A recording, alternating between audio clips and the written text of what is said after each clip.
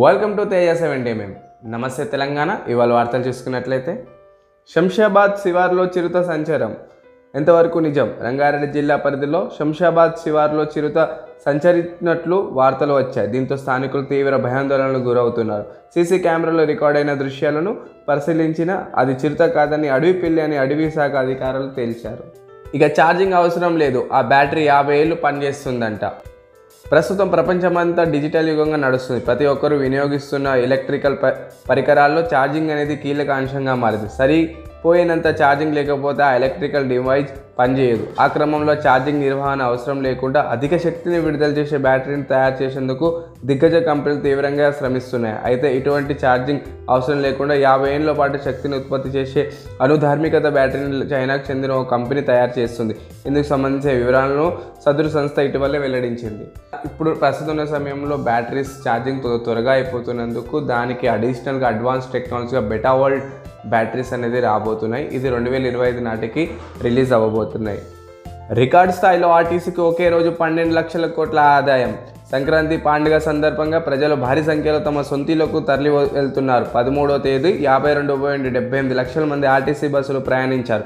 దీంతో ఆర్టీసీకి ఆ ఒక్కరోజే రికార్డు స్థాయిలో 12 కోట్ల ఆదాయం వచ్చినట్లు అధికారులు వెల్లడించారు. యావత్ భారతీయులకు ఆకాంక్షలకు ప్రతిరూపంగా ఈ నెల 22న అయోధ్యలో రామమందిర ప్రారంభోత్సవానికి అంగరంగ వైభవంగా ఏర్పాట్లు జరుగుతున్నాయి.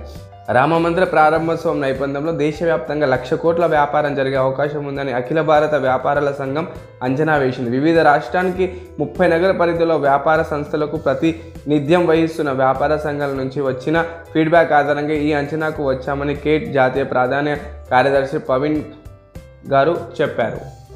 అయోధ్య రామమందిరం ఈ నెల 22న ప్రారంభం అవ్వబోతుంది. సో ఈ క్రమంలో చాలా వరకు కూడా మనకు 1,00,000 కోట్ల బిజినెస్ అయ్యే అవకాశం ఉందని అఖిల భారత ట్రస్ట్ అనేది చెప్తుంది. ఎందుకంటే నార్మల్గా కూడా ఆ గుడి నిర్మాణానికి చాలామంది భక్తులు విజిట్ చేస్తారు. అదేవిధంగా చాలా వరకు అన్ని రాష్ట్రాల నుంచి కూడా టూరిస్ట్ అనేది రావడం జరుగుతుంది. కాబట్టి అక్కడున్న అయోధ్య ప్రాంతంలో చాలా వరకు అక్కడున్న వ్యాపారస్తులకు ఇది ఒక ప్లస్ పాయింట్ అని చెప్పడం జరుగుతుంది.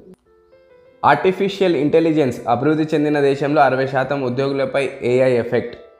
సో నార్మల్గా కూడా ఈ ఆర్టిఫిషియల్ ఇంటెలిజెన్స్ వచ్చిన తర్వాత ఉద్యోగులపై చాలా భారం పెరిగింది. సో 60% ఉద్యోగులని తీసేయడం జరిగింది. ఎందుకంటే ఏఐ టూల్స్ వాడడం వల్ల చాలా వరకు ఆర్టిఫిషియల్ ఇంటెలిజెన్స్ సాఫ్ట్వేర్లో ఆటోమేటిక్ వర్క్ ప్రాసెస్ అనేది నడుస్తుంది.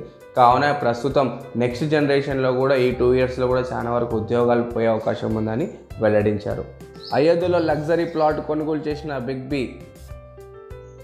Bollywood superstar Big Boss Amitabh Bachchan అయోధ్యలో రామాలయానికి సమీపంలో 10,000 చదరపు అడుగుల ప్లాట్లు కొనుగోలు చేసినట్లు వార్తలు వచ్చాయి. సో నార్మల్గా అయోధ్య శ్రీ రామ మందిరం నిర్మాణం ఏ విధంగా జరుగుతుందో ఆ సమీపంలో రియల్ ఎస్టేట్ కూడా అంతే వేగంగా అభివృద్ధి చెందుతుంది.